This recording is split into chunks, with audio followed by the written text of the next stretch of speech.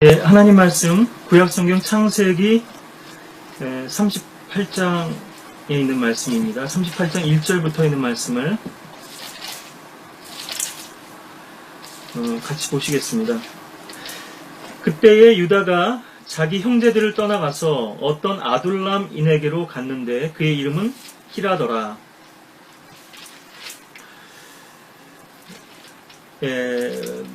친구쯤 되겠죠. 유다의 친구. 유다가 거기서 어떤 카나안인 수아라고 하는 사람의 딸을 보고 그녀를 얻어 그녀에게 들어갔는데, 일테면은 밧수아쯤 되겠죠. 밧세바하고도 비슷한 이름인데요. 바나바나 벤이라고 하는 말이 들어가면 누구누구의 아들이라는 뜻이 되는데요. 히브리어에서. 밧 그러면은 누구누구의 딸, 이런 의미가 되죠. 그 여인의 이름이 언급되어 있지는 않지만 의미상으로 보자면 수아의 딸이니까 밧수아다 이렇게 또 칭할 수도 있을 텐데요. 그녀가 임신하여 아들을 낳으니 유다가 그의 이름을 엘이라 불렀으며, 그녀가 다시 임신하여 아들을 낳으니 그녀가 그의 이름을 오난이라 불렀더라. 그녀가 또다시 임신하여 아들을 낳고 그의 이름을 셀라라 하니라.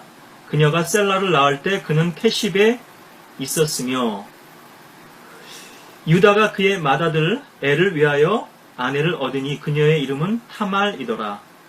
주께서 보시기에 유다의 맏아들 엘이 악함으로 주께서 그를 죽이신지라. 유다가 오난에게 말하기를 너는 내 형수에게 들어가서 그녀와 혼인하여 내 형에게 씨를 세우라 하더라. 오난은 그 씨가 자기 것이 안 될 것을 알았으므로 그의 형수에게 들어갔을 때 자기 형에게 씨를 주지 않기 위하여 땅에다 사정하였더라.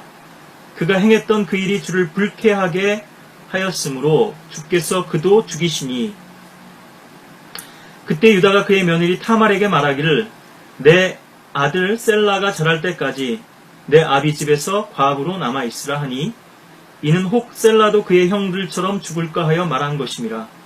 타말이 가서 그 아비 집에서 거하니라. 얼마 후에 유다의 아내 수아의 딸이 죽은지라. 유다가 위로를 받은 후에 그의 친구 아둘람인 히라와 함께 팀낫으로 가서 그의 양털 깎는 사람에게 갔더니, 누군가가 타말에게 말하기를 보라, 내 시아버지가 자기 양들을 깎으려고 팀낫에 올라왔다 하는지라. 13절까지 보겠습니다. 오늘은 카나안 여인이라고 하는 제목으로 창세기와 또 신약에서 우리와 함께 또 하나님 말씀을 살펴보기를 원하는데요. 여러분들, 우리는 이미 결론적으로 메시아께서 유다 지파를 통해서 오셨다는 것을 알고 있습니다. 창세기에서 야곱도 12 아들들을 임종 전에 축복할 때 유다에게서 홀이 나올 것이라고 또 그렇게 예언하고도 있죠. 하지만 이 당시 상황에서 보자면 이들은 아직 이 여자의 씨가 구체적으로 어떻게 어떤 혈통을 통해서 임하게 될지 알지 못하는 상황입니다. 확증할 수 없죠. 우린 이미 결과를 놓고 보니까 그렇고요. 우리 역시나 앞으로 주님께서 어떤 역사들을 펼쳐 나가실지 잘 알 수 없는 그런 부분들이 많이 있죠. 여기는 물론 우리 인간의 또 선택과 결정이라고 하는 부분이 주요하게 작용하는 것도 사실입니다. 또 인간들의 실패와 또 인간들의 그런 죄에도 불구하고 하나님께서 이끌어 가시는 또 주님의 역사와 의지도 담겨 있는 것 또한 사실입니다. 왜냐하면 하나님께서는 미리 아심이라고 하는 우리 인간과는 달리 전지하시고 또 앞날의 일들을 미리 다 내다보시고요. 이런 하나님의 전지하신 속성이 있기 때문에 우리랑 단순하게 이렇게 선택에 있어서 비교할 수는 없겠습니다만, 그리고 이 선택 가운데도 인간의 그런 선택의 몫을 남겨주신 거고요. 그것이 바로 그리스도 안에서라고 하는 또 커다란 전제나 단서가 될 수 있겠죠. 아담은 카인과 아벨 두 아들이 있었습니다. 계속 제가 여러분들에게 도전 드리는 문제는 무엇이냐면요.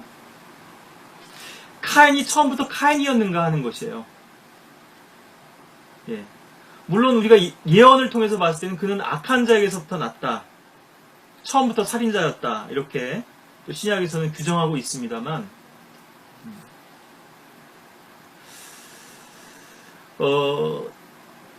카인은 자기 형제 아벨을 죽였죠. 최초의 살인인데요. 우리가 이제 가정이라고 하는 그런 측면에서 보자면요. 계속 두 사람이 있는데, 요셉이 꿈을 해석해준 그 파라오의 그 신하들도 마찬가지였죠. 한 사람은 죽임을 당하고, 한 사람은 다시 자기의 자리로 복귀하게 됩니다. 한 사람에게는 저주가 임했고 한 사람에게는 축복이 임했죠. 예수님의 오른편과 왼편에 달렸던 강도들도 마찬가지인데, 처음엔 둘 다 예수님을 저주하고 욕하기 시작했거든요. 근데 그 십자가상에서 변화가 일어났죠. 마지막에 한편 강도는 회개를 했습니다. 주여, 주님의 나라 임할 때 날 기억해달라고. 한 강도는 멸망당했고 한 강도는 구원을 받았죠. 이것이 하나님의 말씀을 받아들이는 사람들에게서 일어나는 두 가지 분명한 반응인데요. 하나님께서 보실 때는 두 부류의 사람밖에 없습니다. 예수 그리스도, 그분의 아들이신 예수 그리스도의 보혈을 믿고 그분의 명령과 약속을 받아들이고 순종해서 구원을 받느냐, 아니면 그걸 거부하고 저주를 받느냐. 그러니까 축복과 저주인데요. 동전의 양면과도 같죠. 그러니까 주님을 잘 섬기면 축복받는 말도 사실이지만요. 주님을 잘못 섬기면 저주받는 거, 멸망당하는 거거든요. 몇 해 전인가, 가게에 흐르는 저주를 끊어라, 이런 제목의 책이 또 베스트셀러가 된 적이 있었는데요. 오늘 우리가 이 여자의 시라고 하는 맥락에서도 그렇고요. 이 가나안 여인이라고 하는 이 주제 아래서 우리가 또 하나님께서 어떻게 주님의 역사를 이루어 가시는지 하는 것들을 좀 살펴보기를 원하는데, 이 주제도 좀 깊이 있는 주제일 수 있습니다만, 제가 또 능력되는 범위 안에서, 또 시간이 허락하는 범위 안에서 주님께서 주신 지혜에 따라 여러분들과 이 부분을 나누기를 원하는데, 저는 여러분들에게 성경을 읽으실 때라든가 또 주님과 교제하실 때 이런 부분에 대해서 더 숙고해 보시고 또 더 묵상하고 공부해 보시라고 하는, 연구해 보시라고 하는 숙제를 드리는 것이기도 하고, 또 어떤 단서들을, 팁을 드리는 것이기도 합니다.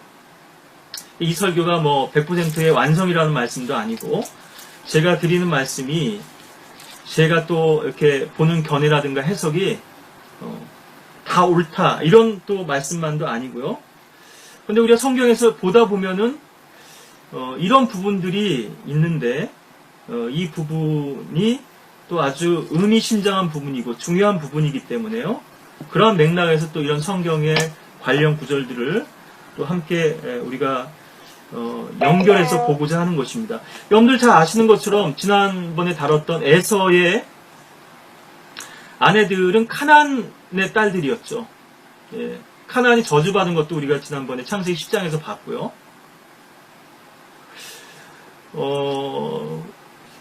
아말렉도 마찬가지입니다만, 우리가 좀 쉽게 가기 위해서요, 결론이 무엇인지를 알면은 그 과정도 좀 쉽게 찾아갈 수 있지 않겠어요? 그래서 제가 좀 뒤죽박죽이라서도 그렇습니다만 일부러 더 이렇게 좀 결론부터 좀 말씀드리기도 하는데요. 우리 스가랴서 한번 보시면 이것이 미래에 있을 이제 예언의 말씀인데요.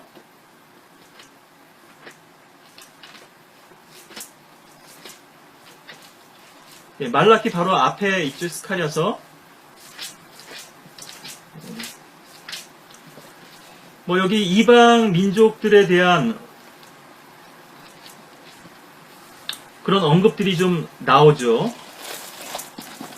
예, 14장 16절에 보면은 이제 해마다 장막절을 지키려고 올라올 것이다. 이렇게 모든 민족들이 올라올 것이다. 그러죠. 그러니까는 하나님의 계획 속에는 이방 민족들에 대한 그러한 계획도 포함되어 있습니다. 예, 왕국 이후에요. 예, 지금은 교회라고 하는 하나님의 신비 가운데서 또 이방 민족들을 구원하시고 또 이스라엘은 잠시 이제 옆으로 비켜나 있고 다시 이제 회복되는 것이 이제 왕국 때인데요. 예, 왕국에서는 이제 유대인들이 중심이 되고 시온이 전 세계 이제 수도가 되려 하는 것도 이제 우리가 이사야서에서 볼 수 있습니다만, 예. 하나님께는 다 이런 계획이 있으신 거죠. 지금과는 다른 경륜이긴 합니다만. 그래서 경배하러 오지 않은 민족들에게 이제 비를 내리지 않으시는데요. 예, 이집트 족속 18절에서는 이집트 족속이 올라오지 아니하면 비가 없을 것이다. 이렇게 말씀하시고요. 예. 제일 마지막 절을 한번 보십시오. 우리가 뭐 이런 대목들을 다 볼 수는 없으니까 21절 보시면은 정령 예루살렘과 유다에 있는 모든 소치 만군의 주께 거룩함이 될 것이요. 예. 희생제를 드리는 자들이 모두 와서 솥들을 가져다가 거기에 삶으리라. 이스라엘 백성들만 명절을 지켜도 뭐 제단으로 부족해가지고 그 마당을 성결케 해서 거기서 제물을 드리기도 했었는데요. 예. 솔로몬의 때도 그렇고 또 뭐 히스키야 때도 그렇고요. 예. 요시야 왕의 때도 그렇고 이런 그 대개혁과 부흥이 일어나면은 아주 성대한 유월절을 지키고 그러죠. 근데 여기 이제 이방 족속들까지도 와서 이렇게 주님을 경배하게 되면요. 얼마나 이 그 장엄한 행사가 될 것인가 우리가 뭐 가히 다 짐작을 할 수 없겠습니다만 어느 정도 이제 좀 생각할 수 있죠. 우리가 다 가히 상상할 수 없는 내용이지만 어느 정도 짐작을 할 수 있겠죠. 예, 마지막 이 대목인데요. 제일 끝 구절인데 또 그 날에는 예, 주의 날이죠. 결국 이것은 주님께 재림하시고 난 그 천연왕국 전체가 또 주의 날이 될 수도 있겠고요. 예. 만군의 주의 집에 가나안인이 더 이상 있지 아니하리라. 우리 족보를 이렇게 공부하다 보면은 연관해서 알 수 있는 것들이 더 깊은 부분들이 많다는 것들을 제가 말씀드리는데요. 가나안은 함의 아들이죠. 예, 함의 아들 중에서 뭐 쿠스도 있고요. 아마 쿠스가 가장 까맸을 것 같고요. 인종상으로 보자면. 카나안도 거의 이렇게 아주 검은 피부였을 것 같은데요. 우리가 거인족들이 창세기 6장에 나오죠. 예. 이 부분은 이제 씨와 관련된 부분이죠. 뭐 우리 노아의 때도 나오고 노세 때도 나오죠. 성경에서 동성연애가 있고요. 또 유다서에서 보면은 다른 그것을 쫓아갔다고 이렇게 말씀하시거든요. 예.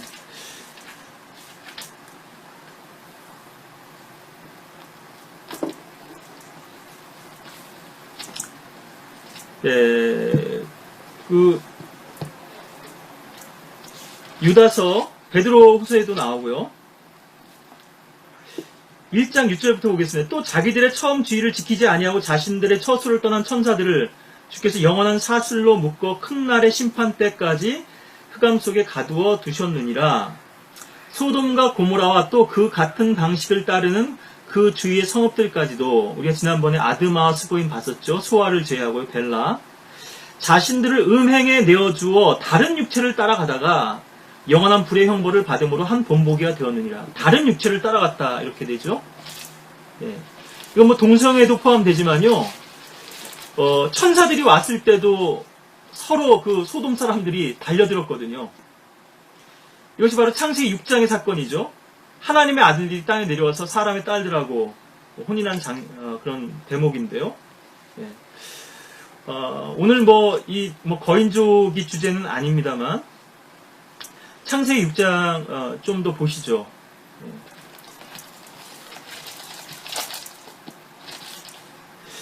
예. 6장 4절에 보시면, 그 당시에 땅에는 거인들이 있었고, 그 후에도 있었으니, 즉 하나님의 아들들이 사람의 딸들에게 들어와서 그녀들이 그들에게 자녀들을 낳았을 때며 그들은 옛날의 용사들로 유명한 사람들이 되었더라. 예, 바로 이 문제를 심판하시기 위해서 성경에서 악하다고 하면요 2가지 죄거든요. 하나는 살인죄입니다. 피를 흘리는 게 악한 죄고요.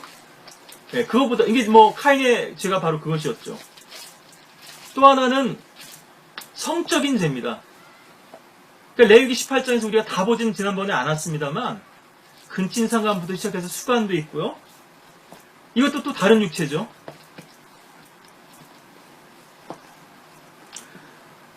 창세기 6장에서는 이것이 그 타락한 천사들과의 어떤 그런 성적 관계가 있었고요.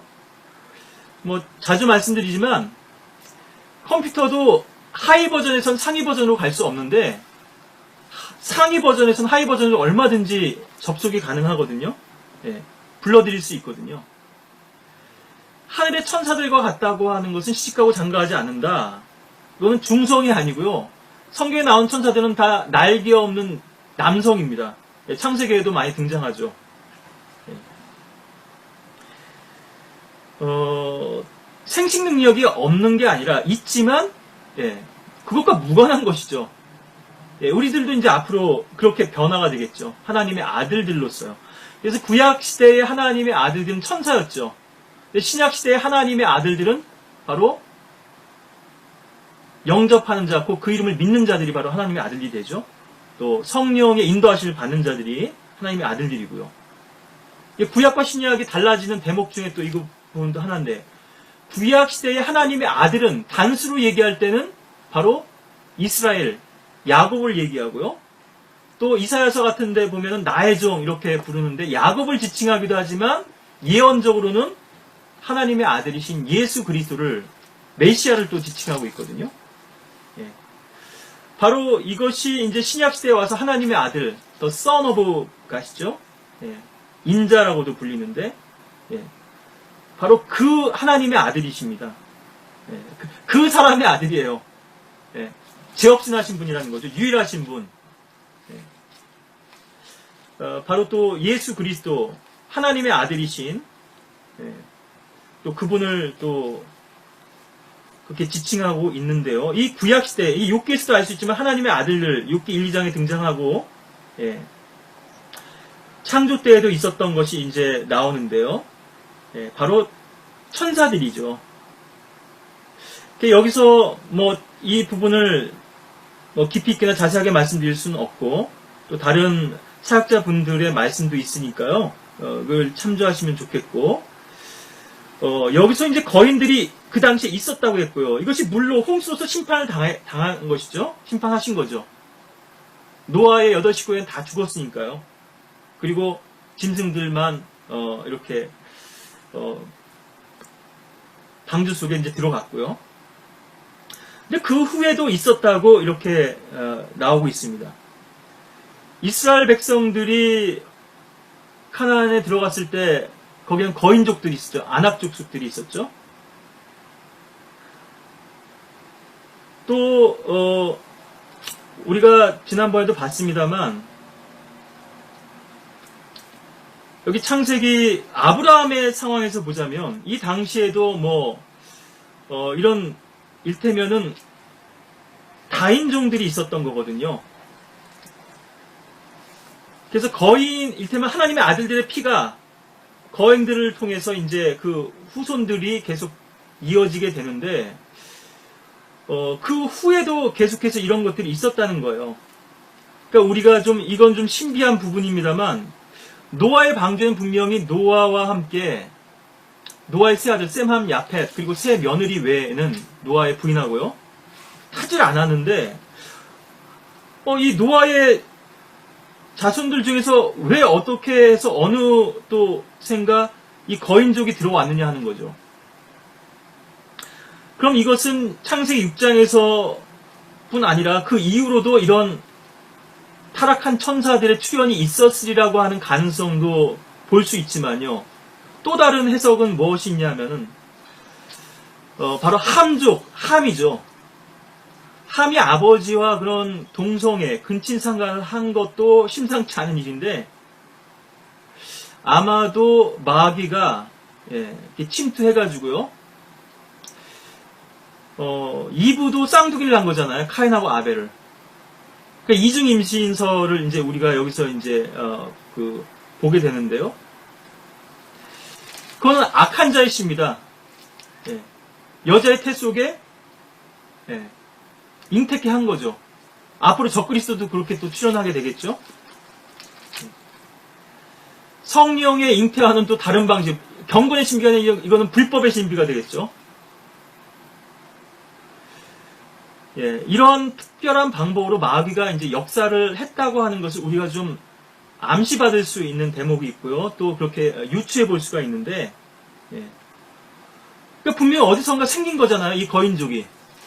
다 멸망당했는데 어디서 왔냐 이거죠. 이것은 물론 DNA를 통해서 들어왔을 수도 있습니다. 그런데 이 노아는 당대 의인이었고요. 이 말은 이런 씨를 섞지 않았다는 얘기거든요. 노아의 아들들은 경건한 혈통을 통해서 태어났다 얘기죠.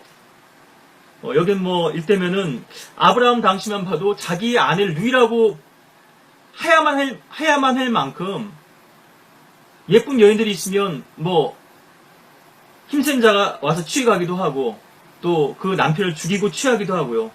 무법시대입니다. 이 당시는. 법이라는 게 없어요. 얼마나 그 당시에 도덕적으로 성적으로 문란했을지를 알 수 있죠. 뭐 오늘날은 이것이 더 고도로 진흥화되긴 했습니다만 뭐 그 문란한 정도는 오히려 뒤지지 않을 건데요. 그렇게 해서 이 마귀의 이제 침투가 있었다고 하는 것을 우리가 또 하나 또 상정해 볼 수가 있을 텐데요. 어쨌거나 이 거인족들이 활약을 펼치고 있습니다. 그래서 이제 우리가 지난번에 이제 에서와 관련해서 이 부분을 또 좀 봤었습니다만, 제가 이제 자꾸 주제가 퍼지는데요. 오늘 이 카나안족에 대해서 더 이제 집중을 해야 될 텐데, 그래도 좀 간단하게라도 보고 갈 대목인 것 같아서요. 제가 좀 찾아서 여러분들한테 소개를 드리려고 하는데,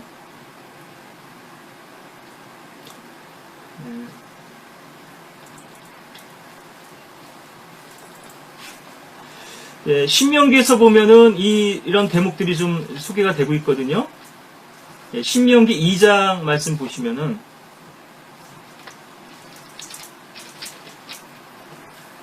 그러니까 지난번에 말씀드렸던 이 호리인들, 세일 자손들은 에서가 멸망을 시켰는데요. 그 에서의 딸 팀나도 있었죠. 팀나도 있었고, 또 아올리바마도 있었죠. 이건 세일의 이제 지난번에는 손녀라고 그랬는데 증손입니다. 그러니까 더 에서하고 비교하자면은 더 이제 나이가 많이 차이가 났을 텐데요. 여기 신명기 2장, 창세기 15장에도 나오죠. 여부스인들부터 시작해가지고 이 카나안 거민들이 쭉 나오는데 15장 18절부터 21절까지 캔인들까지 포함해서 그 당시에 이제 거주했던 이런 종족들이 되겠죠. 신명기 2장 10절부터 좀 보시면은 과거에 에민들이 거기 거하였는데 그들은 아낙인들처럼 강하고 많으며 키가 큰 백성으로. 예, 저는 지금 이 맥락에서 이 족속들을 다 거인족으로 보는 거거든요. 예, 직접적인 거인족이 아니라 할지라도 거기서 혼혈된. 예, 그래서 이를테면 종자가 더 굵은 거예요, 씨가. 예, 체격이 더 크죠. 그래서 에서가 봤을 때 자기 아들 엘리파스가 tim낫을 아내로 얻어가지고 자식을 낳은 거 아말렉을 낳았는데요. 첩이었죠? 예, tim낫. 이게 뭐 체격이 장대한 거예요. 그래서 이 아홀리바마를 또 아내로 첩으로 삼았을 수 있는데요. 그 이제 이 아말렉을 대대로 멸하시겠다고 하는 이유가 바로 그거죠. 예, 혈통적인 그런 문제에서 이 거인족을 멸하라고 주님께서 하셨는데 그렇게 쓰임 받았습니다. 에서가.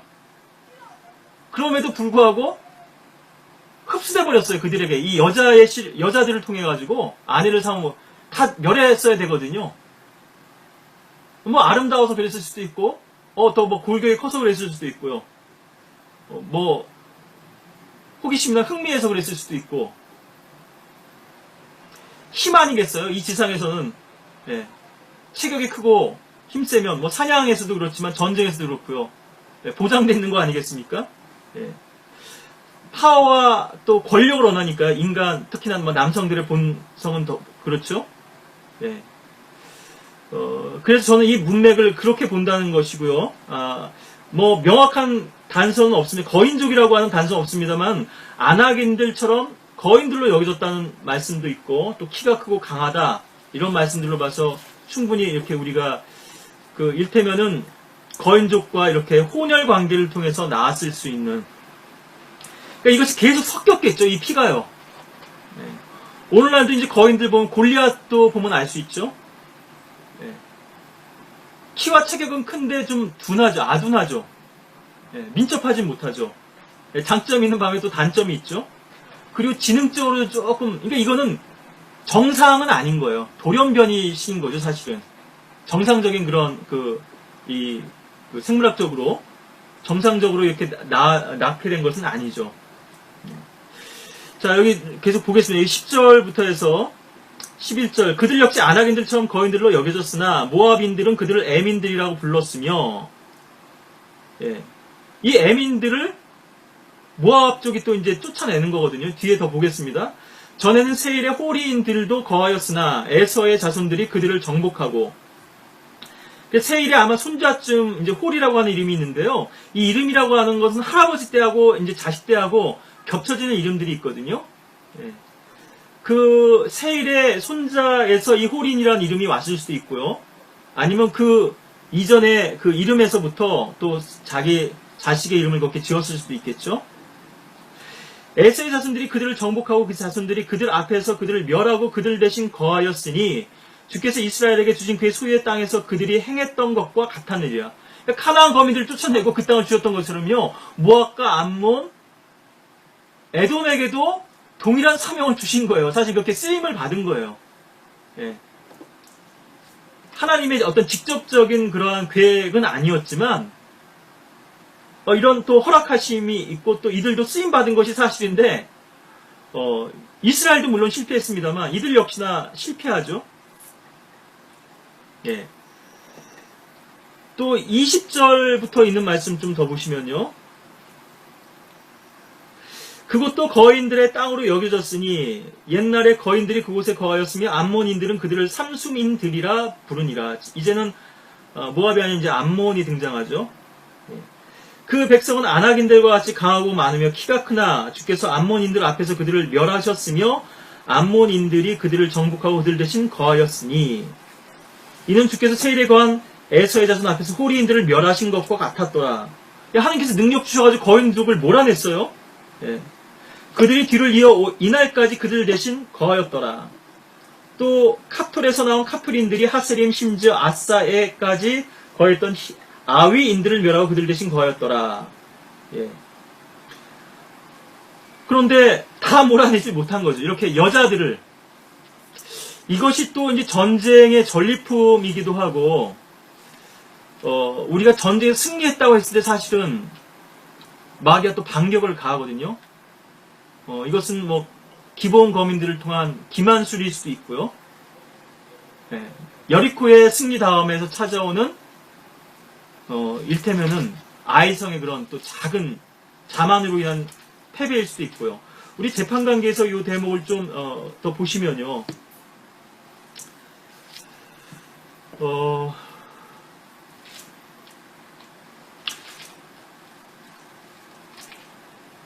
재판관계 5장 이제 드보라가 또 아비노함의 아들 바락하고 같이 시스라를 이제 물리치는 대목인데요. 예, 뭐 그 배경은 좀 생략하고 여기서 한 대목만 보겠습니다. 그 시스라의 어머니가 이제 하는 말을 이제 얘기한 건데요. 이 노래 가운데서 또 부르고 있는데요. 여기 케닌 헤벨의 아내 야엘이 이제 망치하고 못을 가지고 그 관자놀이를 뚫어서 이제 죽이죠. 28절 보시면 시스라의 어미가 창문으로 내다보며 창사를 통하여 부르짖기를 어찌하여 그의 병가가 그처럼 오랫동안 오는고 어찌하여 그의 병과 바퀴가 더디 구르는고 하니 지금 아들이 전리품들을 승리해가지고 잔뜩 가지고 돌아올 걸 기대하고 있는 거죠. 또 그 아내들과 딸들이요. 그녀의 현명한 시녀들이 그녀에게 대답하였으며 정녕 그녀가 자신에게 대답하기를 그들이 전리품을 많이 얻지 못하였으랴. 이게 전리품을 너무 많이 챙겨가지고 오느라 지금 늦는 거 아니겠습니까? 좀 기다려 보십시오. 두고패하지 마시고 반드시 개선 해서 돌아올 겁니다. 예. 네, 승리를 얻어가지고 돌아올 것입니다. 그들이 약탈물을 나누지 못하였으랴. 각자 한두 천회를 얻었으리니 시스라는 약탈품으로 채색옷, 수놓은 채색옷, 양편에 수놓은 채색옷을 받았으리라. 그것들은 전리품을 취한 자들의 목에 어울리지 않으랴 하였도다. 예. 각자 양쪽에 여자들을 끼고 돌아온다 얘기해요. 이들을 다 아내로 첩으로 삼는 거죠.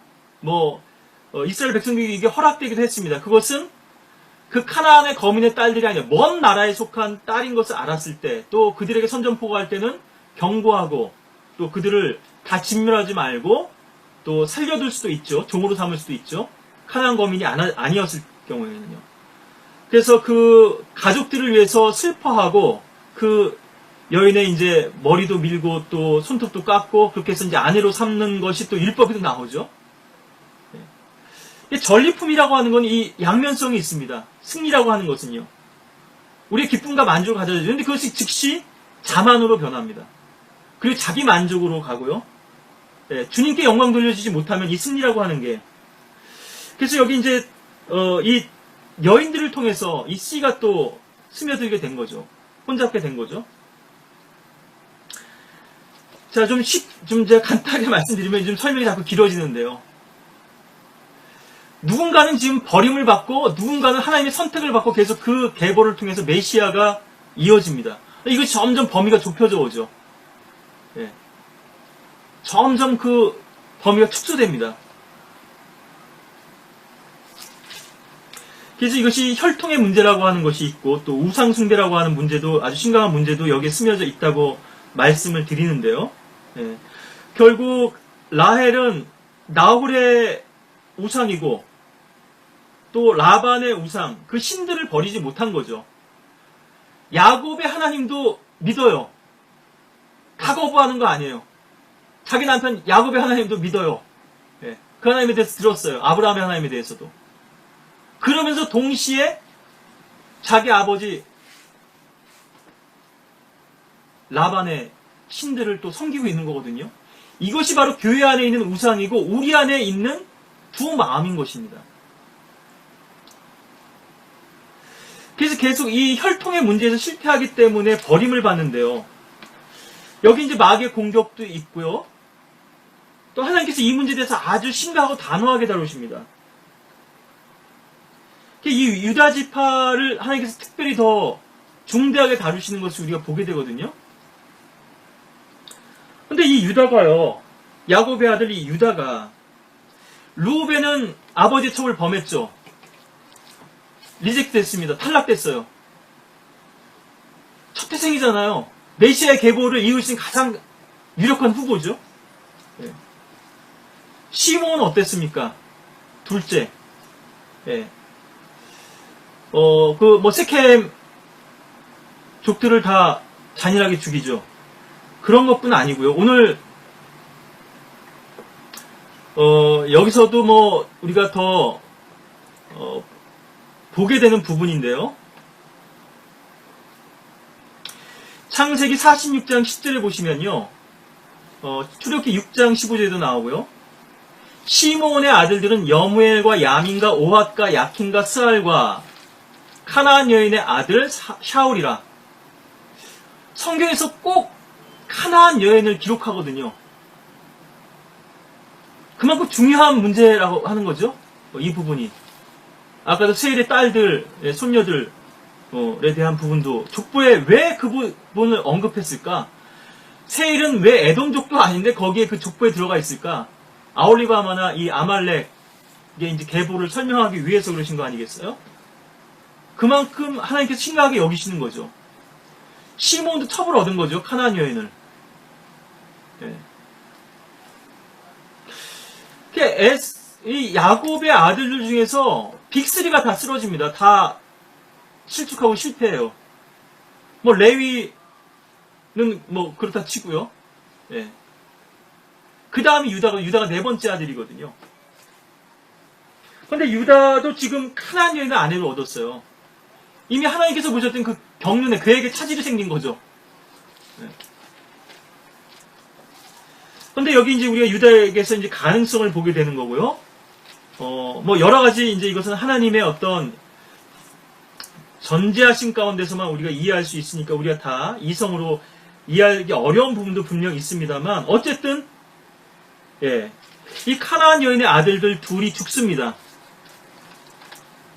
그런데 셋째 아들 셀라를 통해서 메시아가 오시지 않아요. 유다가 타말에게서 나온 페라스와 세라인데요. 이름이 비슷하죠. 셀라하고 세라. 예. 메시아의 계보는 결과적으로 이제 페레스를 통해서 왔습니다.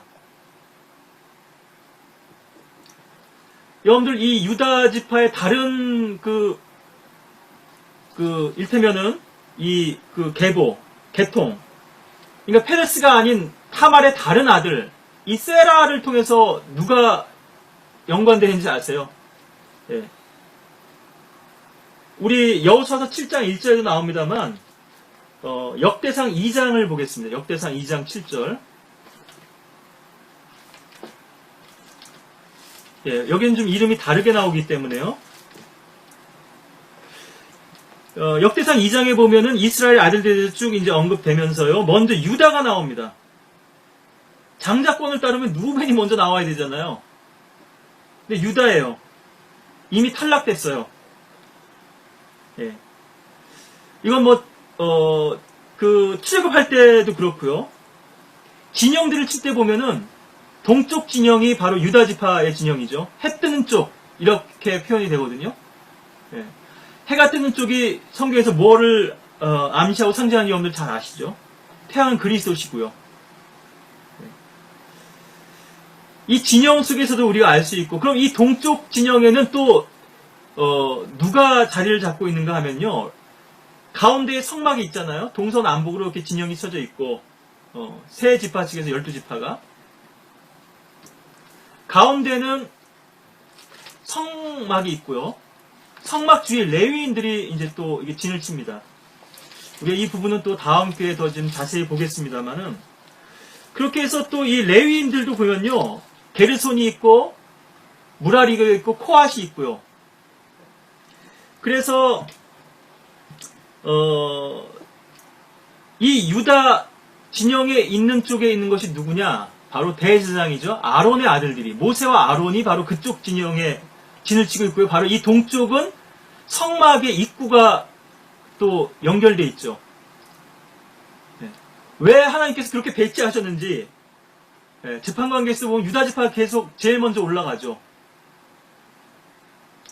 네, 가나안 거민들 몰아낼 때도 그렇고요.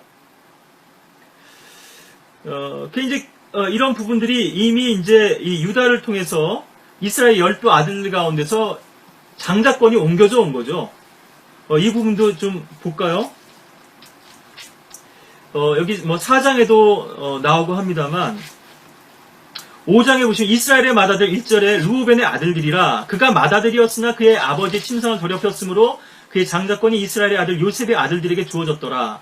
그러므로 그 계보가 장자권을 따라 계수될 것이 아니니 그 장자권은 요셉의 아들로 가서 두 몫을 받죠. 에프라임과 므낫세. 그런데 이는 유다가 그의 형제들보다 뛰어났으며 그에게서 최고 치리자가 나왔으나 장자권은 요셉에게 있었으며 장자권은 요셉에게 갔지만요. 유업은 더 많이 받았지만 이 메시아의 계보는 유다를 통해서 이어졌다는 거예요. 이 역대상 5장 1절 2절 말씀이고요. 예. 여기 3장에서도 보면은 4장에서도 보면 유다의 후손들 나오고 또 3장에는 이제 다윗이 낳은 자식들이 또 나오고 이렇게 하는데요. 예. 예, 우리 원래 보려고 했던 2장 말씀 7절 보시면은 그래서 여기 쭉 유다의 아들들 나오죠. 이 대목도 여러분들 보시면 이제 이해가 됐을 텐데 우리가 창세기 아까 38장에서 우리가 봤던 대목이요. 이 부분은 삽입장이잖아요. 요셉이 이집트로 팔려가고 포티팔의 집에서 이제 등장해야 되는데 그 사이에 이제 이 유다의 장면이 있단 말이에요. 타말하고요. 예. 예. 4절부터 볼까요? 유다의 며느리 타말이 유다에게서 파레스와 세라를 낳았으니 유다의 아들들은 모두 5이더라. 근데 이미 두 아들 엘과 오난 죽었죠. 예, 셀라만 있는데요. 예. 파레스의 아들들은 근데 이제 셀라에 대한 후손에 대한 구체적인 언급은 없죠. 예. 그러니까 하나님의 간신사는 오로지 메시아의 혈통입니다. 여기서는 이제 역으로 추적할 수도 있는 거고요. 결과적인 것이죠. 그러니까 나머지는 다 지엽적인 것이고 불필요해요. 우리 하나님의 시각과 관점과 본질에서 보자면 나머지는 다 탈락된 것입니다. 하나님께서 버리신 거예요. 버리신 카드예요. 예. 예, 이 숨겨진 카드는 봐도 메시아의 혈통인 거죠. 계속해서 마귀가 전혀 생각하지 못한 경로로 하나님께서 이 메시아 혈통을 이어가십니다. 예, 어떻게든지 마귀는 이 메시아 여자의 씨를 멸하기 위해서 그 후손을 멸하기 위해서 계속해서 공격하거든요. 이것은 죽을 수밖에 없는 죄를 짓도록 한다든가 예. 아니면 씨를 혼잡게 한다든가 이런 다양한 방법으로 공격이 있는데요. 예, 하나님께서는 늘 승리하시죠. 플랜 B가 있으니까요. 하나님께서는 많은 계획들이 있으시니까요. 세라의 아들들은 시므리와 에단과 헤만과 칼콜과 다라로 모두 5이더라. 예. 그래서 이제 여기 칼콜의 손자가 되는데요. 칼미의 아들은 아칼인데 그는 이스라엘에 문제를 일으켰던 자며 저주받은 일에 범죄한 자더라. 예. 바로 이 세라의 계통을 통해서 이 아칸이 나온 거죠. 그럼 아칸의 집안은 멸절당했잖아요. 아콜 골짜기에서 돌로 쳐서 죽이고 불살라졌죠. 왜 이렇게 심각하게 다루시는가? 그러니까 한 사람은 축복받지만 한 사람은 저주받거든요. 한쪽은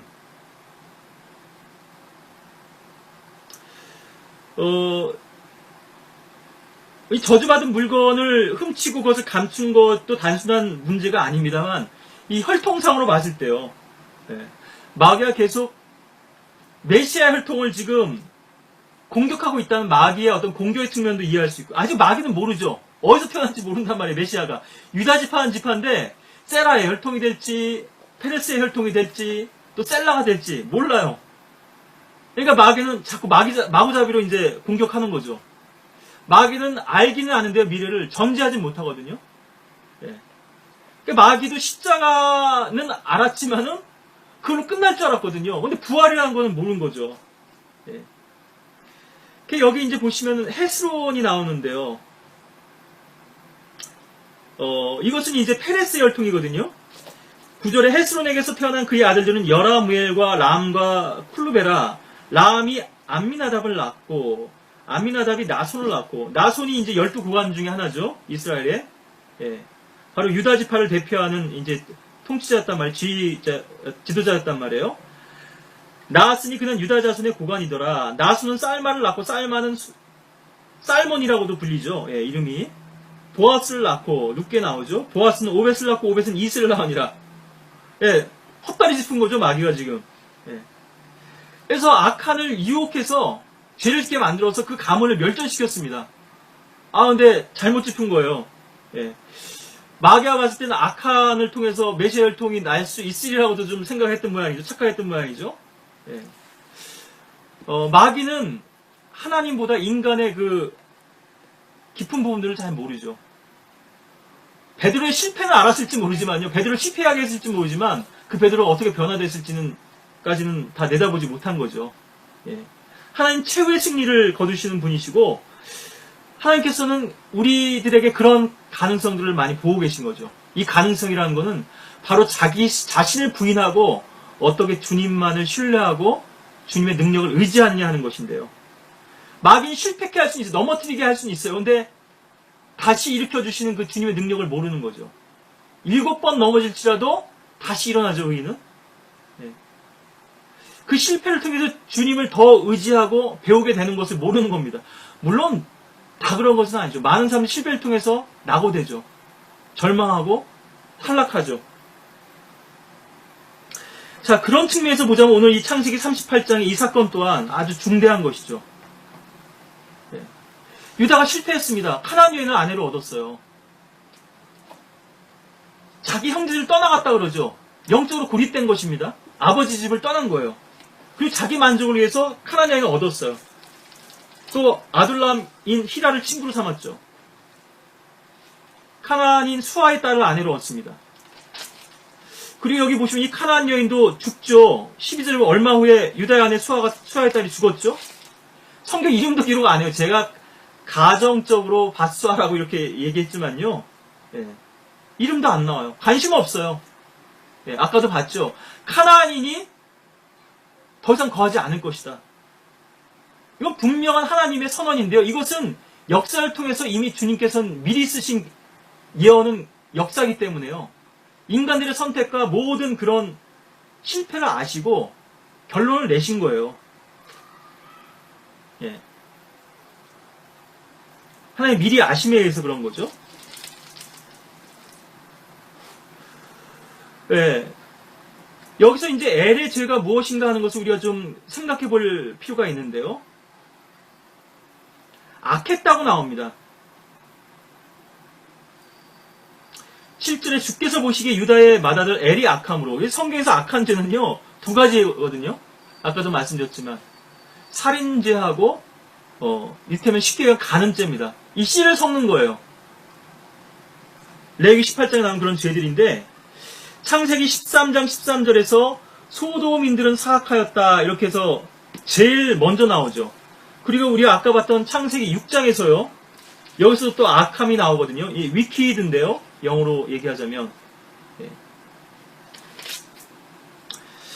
6장 5절에 하나님께서 사람의 사악함이 이렇게 돼 있죠. wickedness죠. 세상의 창대짐과 그 마음의 생각의 모든 상상이 계속해서 악할 뿐임을 보시고 계속해서 악했고 어려서부터 악했고요. 8장에 보시면 21절에 이것은 바로 이 시대상의 반영이죠.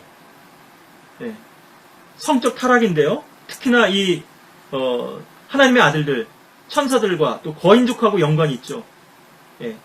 거인들이 또 다른 여자들하고 또 사이에서 계속해서 이제 돌연변이들을 낳게 된 거죠.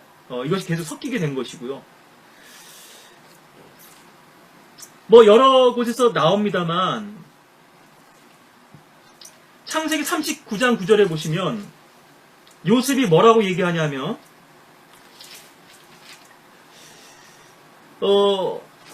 이는 당신이 그의 아내임이라. 그런데 내가 어찌 이 큰 악을 행하여 하나님께 죄를 지으리까?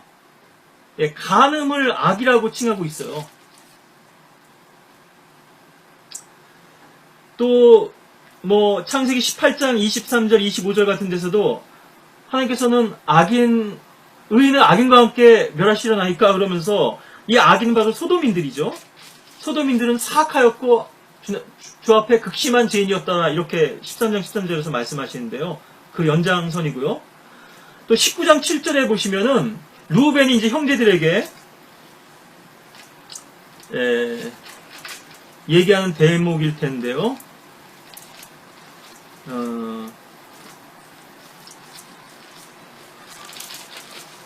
제가 좀 구절을 잘못 찾았나요?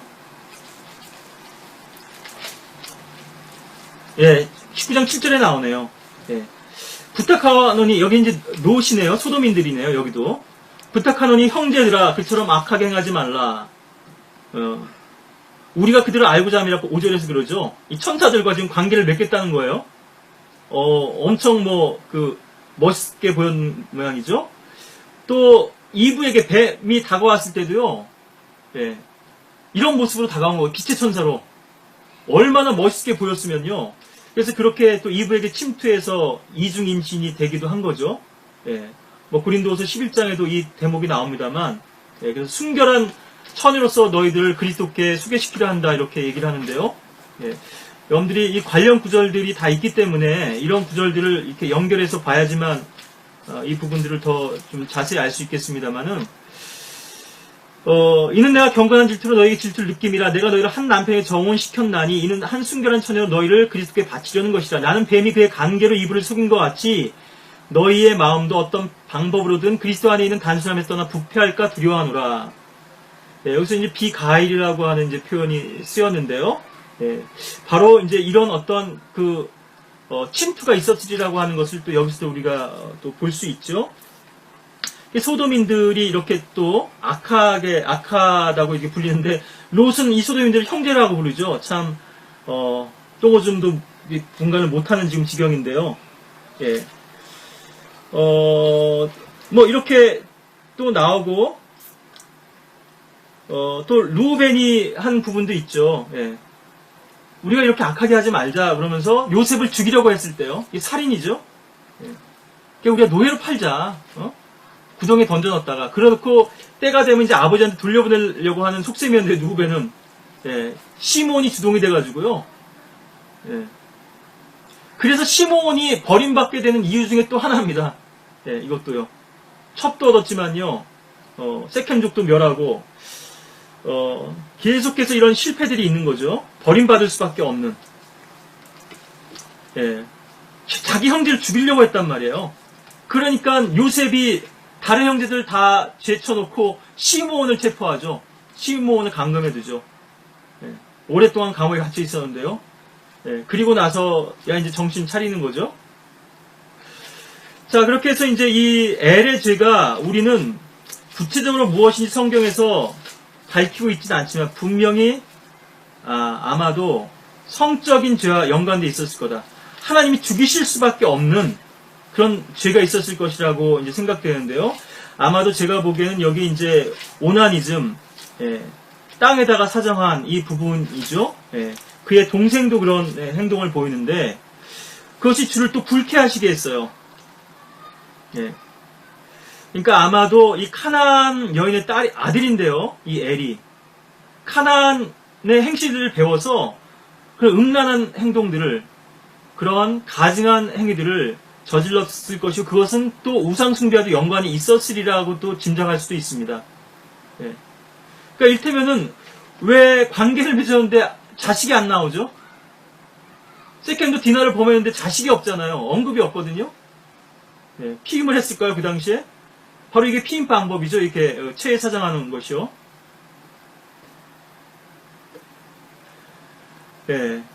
그러면 흔적이 안 남잖아요. 그죠? 자식이 안 생기니까. 그렇게 해서 자신들의 만족만을 얻고, 즐겼다고 하는 것이죠. 아마 그런 죄가 아니었겠는가, 이제 그렇게 생각이 되면, 어쨌든, 심각한 죄로 인해서 엘과 오나는 다 죽습니다. 그리고 하나님께서는 이 또 특별한 방법으로 타마를 통해서 얻은 페레스를 통해서 아까도 봤듯이, 그렇게 해서 또 보아스를 통해서 또 이방 여인 또 룻을 통해서 메시아의 계보 이세 아들 다윗이 나게 하신 건데요. 근데 이 부분도 아직까지도 베일에 가려져 있습니다. 엘리압이 가장 유력한 후보였잖아요. 다 탈락됐어요. 8형제 중에서 막내인 다윗에 오기까지. 우리는 이 부분을 오전에도 좀 봤습니다만, 왜 유대인들이 버림받고 이방인들에게 이 은혜가 미치게 되었는가? 바이블 빌버라고 하는 성경대로 믿는 사람이라고 하는 이 자부심이요, 오늘날 이 마지막 때에 또 왜 그들이 버림받을 수 없는 이유가 되는지, 주님을 망각하고 자기들의 종교나 신념이나 형식만을 붙든다면요, 분명히 또 버림받을 수밖에 없는 위치에 놓이게 될 것이거든요. 뭐 지금 충분히 그러고 있고요. 뭐 다 그런 것은 아닙니다만 계속 주님께서는 분리를 하시는 거죠. 바른 성경만 들었다고 다 복받는 것이 아니고 어떤 사람들은 그게 저주의 또 도구가 될 수 있죠. 바른 성경을 가지고 있음에도 주님을 사랑하지 못하고 자기들의 사역과 자기들의 세력을 추구하게 되지, 하나님께서는 그것을 우상으로 취급하시고 그들을 버리실 수밖에 없죠. 그리고 결혼 문제 계속 강조드립니다만, 뭐 믿지 않은 자와 멍에를 같이 매지 말라. 뭐 이 부분도 다음에 더 이제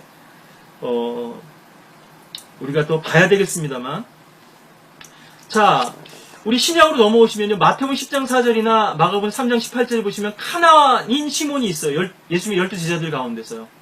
신약의 경륜은 좀 또 다르죠.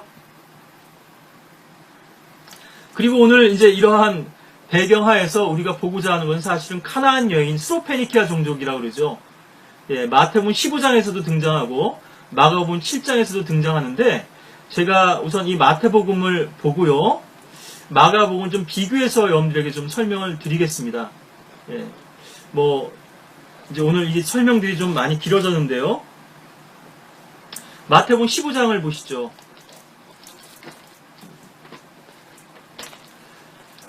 이방인이라고 해서 다 버림받는 건 아니죠.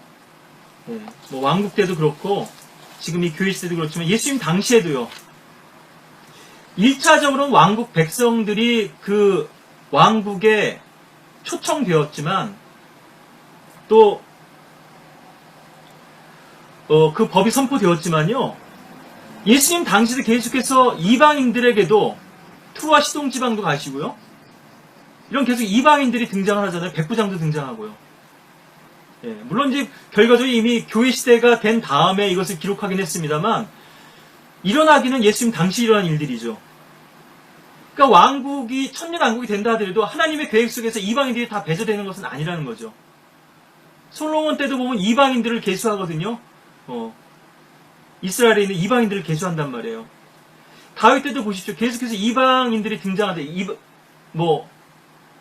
이태도 등장하고요, 히든데 우리아도 등장하고, 주된 대상이 유대인이라고 하는 것일 뿐이지 이방인들이 다 배제되는 거 아닙니다. 하나님의 경륜은 그렇다, 계획은 그렇다 이거예요. 유대인들이기 때문에 무조건적으로 구원하시고 사랑하고, 이방인들은 무조건적으로 거부하시고 멸망시키시고 저주하시고, 이게 아니라는 거죠. 선별적으로, 그룹적으로는 유대인들이 왕국에서 그 통치자들이 되겠지만, 그 왕국 백성들이 되겠지만, 이런 계획들이 있으시다고 하는 건데요. 마태복음 15장 보시면 21절부터인데요. 그때 예수께서 거기를 떠나 투로와 시돈 지방으로 가시니라. 그런데 보라, 한 카나안 여인이 그 지경에서 나오며 그에게 소리질러 말하기를, 오 다윗의 아들이신 주여, 나에게 자비를 베푸소서, 내 딸이 마귀에게 심히 고통받나이다 라고 하더라. 그러나 주께서는 그녀에게 한 말씀도 대답하지 아니하시니. 이거 뭐 왕 무시하는 거 아니에요? 씹는 거잖아요. 전혀 취급을 안 하시는 겁니다. 얼마나 무한할까요? 그죠? 얼마나 자존심이 상할까요? 여기 됐다고 여기 아니면 교회가 없냐고, 하나님만 구원이 있냐고, 다른 예수, 다른 복음을 따라가는 거죠. 제자들이 와서 주께 간청하여 말하길, 여인이 우리 뒤에서 소리 지르니 보내소서라고 하더라. 이거 귀찮을 지경인 거예요. 제자들도 하도 시끄럽게 굴고 성가시게 오니까. 주께서 대답하여 말씀하시길, 나는 이스라엘 집에 잃어버린 양 외에는 보냄을 받지 아니하였노라고 하시니. 여러분들 이 대목도 아주 중요하죠. 마태복음 10장에서도 나옵니다만, 10장 6절 다만 이스라엘 집에 잃어버린 양에게로 가라. 제자들 보냈을 때 이스라엘 집에만 보내셨어요. 예. 둘씩 보내실 때요. 예. 물론 하나님의 은혜 가운데 이들이 포함되긴 합니다만, 예. 하나님의 계획은 이스라엘과 맺으신 언약이었던 거죠. 그 여인이 와서 주께 경배하며 말씀드리기를 경배를 했죠. 예. 경배는 신께 드리는 거죠. 인간에게 드리는 게 아니잖아요. 아, 이분은 하나님이시구나. 주여 이렇게 부르죠. 나를 도와주옵소서라고 하더라. 바리새인들이나 서기관들하고 너무 다르죠. 대제사장들하고는요. 분명한 표적과 증거를 보여주셨음에도 계속 거부하고 또 예수님을 죽이려고 음모하죠. 주께서 대답하여 말씀하시기를 자녀들의 빵을 가져다가 개들에게 던져주는 것이 옳지 않도다라고 하시니, 예. 두 번째요. 예. 처음엔 대답도 아니하시다가 이스라엘 집에 잃어버린 양 외에는 보냄받지 않았다 하시고, 또 이제 세 번째네요. 예. 자녀들의 빵을 가져다가 개들에게 던져주는 것이 옳지 않도다. 너 개라 이거잖아요. 개. 여기서 이제 카나안 여인이라고 이렇게 나왔죠. 예, 먼저 이 마태복음 15장을 먼저 다 보시고요. 마가복음 7장의 본문에서 좀 우리가 비교해서 살펴볼 대목이 있을 텐데요. 그 여인이 말하기 그러하옵니다 주여. 여기도 주여죠. 예, 계속 롤드입니다. 예, 나의 주여. 그러나 개들도 그들 주인의 식탁에서 떨어진 부스러기를 먹나이다라고 하니 바로 이거죠. 하나님의 계획 속에서 이것이 있었던 거죠. 예. 자녀들의 식탁에 앉는 것은 아니지만 개들에게도 이런 은혜가 미치는 거죠. 예, 물론 이 시대에는 이 이방 민족들에게, 이방인들에게 하나님의 이 은혜 복음이 신비 가운데서 풍성하게 부어져 있습니다만, 예수께서 대답하여 그 여인에게 말씀하시기를, 예, 3번 시험하신 거예요. 3번. 어떤 사람은 1단계에서 탈락하는 사람도 있고요. 아니 내가 개라고요. 예? 참 너무하시네 하나님도.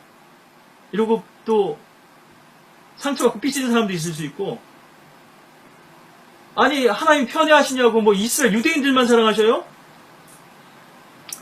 예. 오 여인아 내 믿음이 크도다. 내가 바라는 대로 될지어다 라고 하시자 그 여인의 딸이 그 시각으로 나오니라. 여인은 믿었어요. 주님께서 허락하시면 내 딸이 나을 수 있다. 얼마나 간절함이 있겠습니까? 마귀가 들어가서 그 딸이 발작을 일으키고요. 어머니의 마음이 얼마나 아프겠어요? 주님의 옷깃만 나와도 만질 것이라는 믿음이 그 혈액병 걸린 여인에게 있었으니까요. 그 이후로 그 여인을 따라서 많은 사람들이 예수님의 옷깃만 만져 나음을 받았던 거예요. 그 믿음으로 만졌을 때요. 여기 뒤에도 보시면은 30절에 큰 무리가 절름발이와 소경과 벙어리와 불구자들과 또 다른 많은 사람들 데리고 와서 예수의 발 앞에 두니 주께서 그들을 고쳐주시니라. 오늘날 은사주자들이 이렇게 고칩니까? 예. 아 진짜 이런 능력이 있으면 병원에 가서 다 환자들 병상에서 일으켜 세워야 될 거 아니겠어요? 벙어리가 말하고 불구자가 온전해지며 절름발이가 걷고 소경이 보게 된 것을 보고 우리가 놀라며 이스라엘 하나님께 영광을 돌리더라. 바로 내가 메시아라고 하는 것을 이스라엘에 알리신 거죠. 이 표적을 통해서요. 예, 그런데도 계속 거부합니다. 또 기적을 보고 주님께 영광을 돌리기보다 빵을 먹고 배부르니까 예수님 억지로 왕으로 삼으려고 했었죠. 계속해서 오해하고 있는 거예요. 이 백성들도. 어떻게 하면 편하게 살 수 있을까? 오늘날 그리스도인들도 마찬가지죠. 주님 자신을 바라보기보다는 주님께 주시는 그 복을 더 구하고 있죠. 예, 마가복음 7장에 보시면은 여기서는 25절에 보시면 그 여인은 헬라인이라고 이렇게 부릅니다. 그러니까 아버지가 헬라인인 거죠. 북에는 수로페니키아 종족이라고도 불리는데 이건 이제 아마 어머니가 그런 것 같고요. 아마 디모데도 그런 식이었죠. 아버지는 헬라인이고, 예. 더러운 영이 들리는 어린 딸이 있었다고 이렇게 하고요. 근데 주님 발 앞에 엎드려서 그 마귀를 쫓아달라고 간청을 합니다. 여기서 이제 우리가 더 유의해서 볼 대목이 있는데요.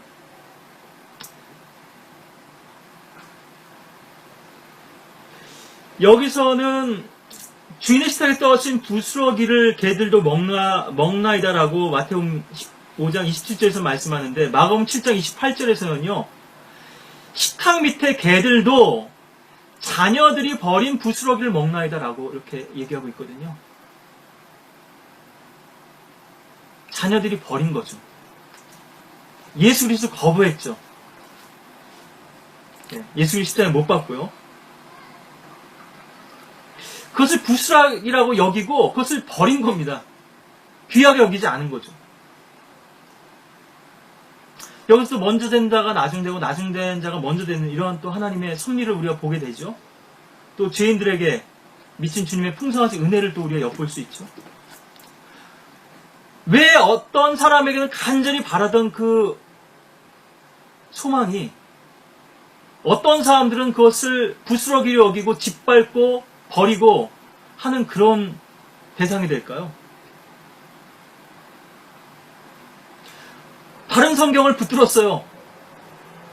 그렇지만 말씀이신 그분은 귀하게 여기지 않는 거죠. 그래서 부스러기라고 여기고요. 땅에 버리고 짓밟는 것입니다. 집에 가서 보니까 그 여인의 딸은 마귀가 나가고 침상에 누워있죠. 안식하고 있죠. 쉬고 있죠. 주님 안에서 이 온전한 치유의 능력을 맛보고 있죠. 마귀가 들어갔을 때는요, 막 설쳐요. 발작을 일으켜요. 안절부절 못하고. 근데 마귀가 나오고 나니까 어떻습니까? 쉼을 얻죠. 평안과 만족이 있죠. 그러니까 그리스도인들은 사실은 좀 돌아볼 필요가 있어요. 너무 분주하고 바쁘다 내가. 그것이 육신의 열성은 아닌지, 육신의 그런 열성과 이상한 불로 지금 내가 이렇게 뛰어다니는 것은 아닌지, 분주한 것은 아닌지, 주님을 섬기는 거 좋습니다. 예. 근데 먼저 주님 안에서 쉬는 법을 배우지 못하는 사람은요, 결국 주님을 위해서 일할 수 없어요. 먼저 주님의 양식을 먹고 만족을 배우지 못한 사람은 결코 그 생명의 양식을 전할 수 없는 것이거든요. 자, 오늘 좀 어렵고 무겁게 또 복잡하게 이 주제를 시작했습니다. 이 카나안 여인, 우리 스로페니키아 종족인 이 신약의 이 카나안 여인, 그리고 그 자세한 맥락은 나오지 않습니다만 예수님의 제자들 가운데 하나였던 카나안인 시몬, 특별한 은총이 있죠. 아마 저와 여러분들도 바울처럼 달을 다 치우지 못하고 난 자처럼요, 아무 자격도 공로도 없는 그런 자들이 지금 이 마지막 때 이런 큰 특권을 누리고 있습니다. 바른 성경과 또 바른 교리 진리의 말씀과 함께 생명의 말씀을 추구하고 또 그것을 누릴 수 있는 특권을 주셨거든요. 또 그러한 교회들, 지역교회들을 허락해 주셨습니다. 만약 이 가치를 모른다면 그것을 땅에 버리고 짓밟을 수밖에 없어요. 박해할 수밖에 없어요. 교리와 지식만을 붙들고요. 우리가 지식 자체가 유죄는 아닙니다. 그런데 인간이 그 지식을 어떻게 사용하느냐, 어떻게 받아들이냐가 이제 문제인 거예요. 인간의 마음이 결국 이제 부패의 근원인 것인데요. 어떤 교제나 설교는요, 성도의 교제 가운데나 말씀의 그런 어떤 선포 가운데서 지식을 얘기하는데도 그것이 영적인 설교나 영적인 교제가 있을 수 있고요. 지식을 얘기하는데 그냥 지식에만 머물고 지적 호기심의 충족과 만족에만 그치고 그것이 생명으로 십자가로 나아가지 못하는, 주님과의 관계로 이어지지 못하는 그런 육신적이고 지식적인 교제나 설교에 머물 수도 있거든요. 물론 당연히 지식을 얘기하지 않으면 그럼 영적인 교제나 영적인 설교가 되냐? 그것도 아니죠. 네. 우리가 이러한 그 오류에 빠지지 말아야 될 텐데요. 지식을 얘기하도 영적인 것들을 얘기할 수 있는 반면에 어떤 사람들은 지식을 얘기하면서 영적인 것들을 전혀 터치하지 못하고 교제나 말씀 가운데서, 그렇다고 해서 지식을 제쳐놓은 것도 좋을 수 있습니다. 네. 근데 지식을 제쳐놓다고 해서 다 그 안에 생명이 차는 건 아니거든요. 그 그릇에 부어지는 건 아니거든요. 제가 그 구약 설교를 많이 하게 되는데요, 본문이요. 여러분들이 보시면 아시겠지만. 창세기를 많이 설교하죠. 영적인 본문과 주제를 택하고 영적인 설교를 하는 거는 그래도 좀 수월합니다. 그래도 넘어졌어도 영적인 것에서 넘어지고 실패한 거예요.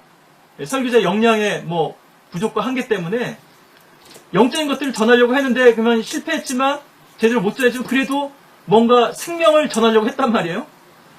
그런데 지식적인 본문이나 또 이런 그 교리적인 주제를 선정해 놓고 영적인 것을 얘기하면 참 어렵습니다. 그럼 왜 이런 현상이 일어나는가? 네.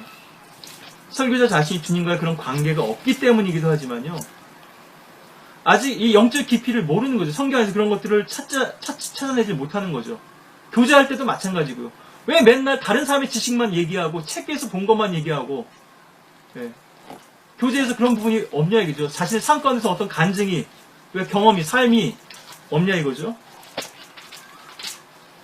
신약은요 당위적입니다. 교리가 많아요.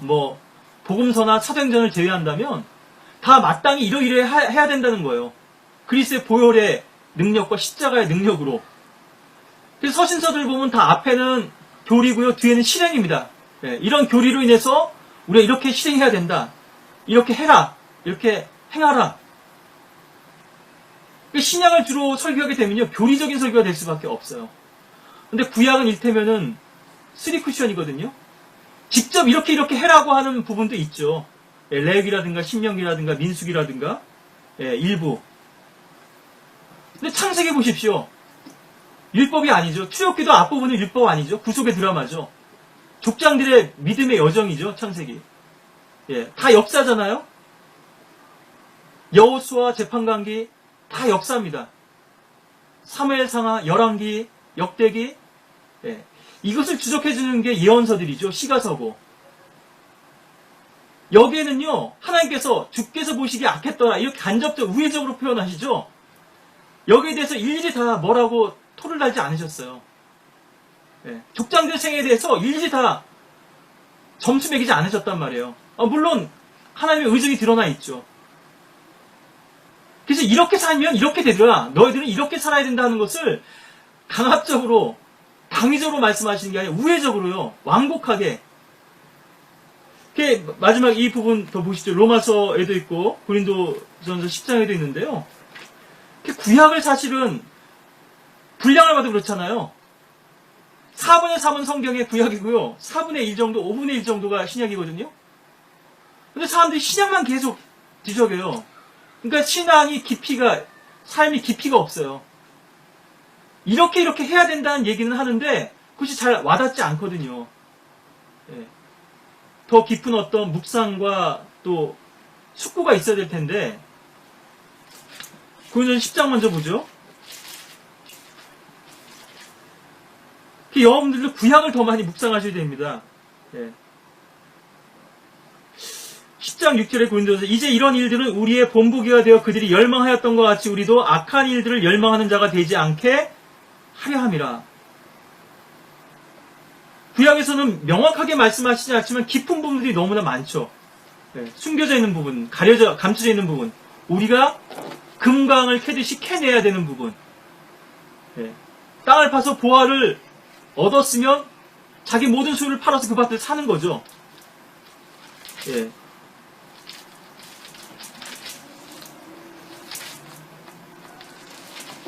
제가 이 로마서 9절 너희들의 권면과 또 훈계로 기록되었다 이렇게 말씀하신 대목인데요. 15장 있죠? 4절 5절 무엇이든지 전에 기록된 것 구약이죠. 우리의 교훈을 위하여 기록된 것이니 모든 성경어는 하나님의 영감으로 주어진 것으로 교리와 전에 개혁성의 교훈이라 되어 있었죠. 책망과 바로잡음과 의로 휘육하게 유익하니 그죠? 한 사람은 철저히 구비되게 하기 위함이라 했는데 교리 외에도 책망, 바로잡음, 의로 훈육함 있죠? 이것이 바로 구약의 많은 기능입니다. 이는 성경이 주는 인내와 위로로서 소망을 지니게 하려 함이니라. 이제 인내와 위로의 하나님께서 너희에게 그리스도 예수를 따라서 서로 같은 생각을 갖게 하사. 예. 예, 뭐 4절까지 봤으면 됐는데요. 예, 제가 5절까지 읽었네요. 예, 교훈과 인내와 위로로서 송환을 지도록 하기 위해서 이것을 주신 거라는 거죠. 여러분들 로마서도 보면요, 구약의 인용이 너무 많아요. 그래서 사실 초신자들은 로마서 읽기 어려울 수 있거든요. 데살로니가 전후서를 권하죠. 신약 성경에 보면 구약의 인용이 너무 많아요. 특히 히브리서 같은 경우도 그렇고요. 어렵죠. 그러니까 이 시대에 뭐 대만 24집회소 이런 데서는 구약을 거부하거든요. 지방교회 한 분파인데요. 여기엔 생명이 없다 이렇게 보는 거거든요. 눈이 감겨져 있으니까 그래요. 수건이 가려져 있으니까 보지 못하는 거거든요. 주의 영광을. 얼마나 많은 보화가, 영적 보고가 여기 담겨져 있는지. 특히 창세기요. 네, 주옥 같죠. 네, 수많은 보화들이 여기 감춰져 있는데요. 여러분들도 주님과 깊이 교제하시고 묵상하시길 바랍니다. 오늘의 주제, 이 카나안 여인. 왜 하나님께서 그 카나안을 저주받게 하셨고, 왜 카나안인이 더 이상 머물 수 없게 하셨는지, 이건 결론입니다. 이미 결론을 주님께서 아시고 기록하신 거예요. 스가랴서 14장 21절은요. 그리고 왜 계속해서 이러한 흔적들이 나타나요? 함족의 어두운 그림자, 네. 유다 지파나 메시아 혈통 가운데 왜 계속 이런 지속적인 공격이 있는지, 왜 다윗이 가늠했냐 이거죠. 주님께서 멸하실 만한 죄잖아요. 근데 마귀는 이걸 계산 못한 거예요. 다윗의 회개와 또 하나님께서 그에게 하나님의 확실한 자비를 베푸시는 것에 대해서 전혀 모르는 거죠. 물론 그것이 발각되지 않고 드러나지 않아서도 그렇습니다. 이미 공공연한 사실이었죠. 이스라엘 내에서는. 왕이 누구랑 뭐 어떻게 했대, 썸씽이 있대, 네, 또 누구를 어떻게 죽였대. 네. 물론 왕의 어떤 그런 위치에서 그런 자기 방어도 있었습니다만 하나님께서 사해주지 않았으면요, 네, 다윗은 죽임 당했을 거거든요. 다른 많은 악인들처럼. 주의 전적인 은혜입니다. 참 예외적인 인물이죠. 네. 이 모든 것이 다 누구를 향하고 무엇을 보여주느냐? 스로페니키아 여인, 카나안인 시몬, 네. 구약과는 다르게 신약에서 펼쳐진 또 하나님의 새로운 은혜는 바로 저와 여러분들에게 보여준 주님의 은혜와 사랑이죠. 죄인들의 괴수에게, 우두머리인 우리에게 부어진 주님의 한량없는 은혜, 네, 놀라운 어메이징 그레이스. 오늘도 주님의 그런 풍성하신 은혜를 여러분들 깊이 묵상하시고, 네, 우리 안에서 몰아내야 될 죄, 네, 영적으로 적용하자면, 교훈하자면, 우리는 그런 카나안 여인의 위치에서, 개의 위치에서 주님의 자비를 얻었지만 자녀들이 버린 부스러기를 땅에 짓밟고 버린 것을 우리는 취하고 주님의 은혜와 사랑 가운데 감사하고 만족하지만, 그런 우리들 또한 바른 성격이 있다, 바른 교리가 있다, 생명을 우리가 풍성히 누리고 있다, 그걸 가지고 또다시 자부심으로 여긴다면 우리 또한 또다시 나중된 자가 될 수밖에 없죠. 그 은혜에서부터 멀어진 자들이 될 수밖에 없고요. 우리 안에서 몰아내야 될 그 죄와 악이 무엇이고 카나안 여인이 무엇인지, 우리가 왜 세상의 여인과 결탁하고, 이건 단순히 결혼 문제만 말씀드리는 게 아니죠. 왜 여러분들이 세상과 연락하는가, 간음하는가, 왜 짝하고 있는가, 왜 즐기고 있는가, 여러분들 마음속에서 그것을 왜 몰아내지 못하고 있는가, 계속 도전드리는 이 주제에 대해서 영적 성별과 영적 전투, 이 부분에서 주님께 여러분들이 또 십자가 앞으로 더 겸손히 나아가시고 그 능력 가운데 승리하시는 여러분들 되시기 바라겠습니다.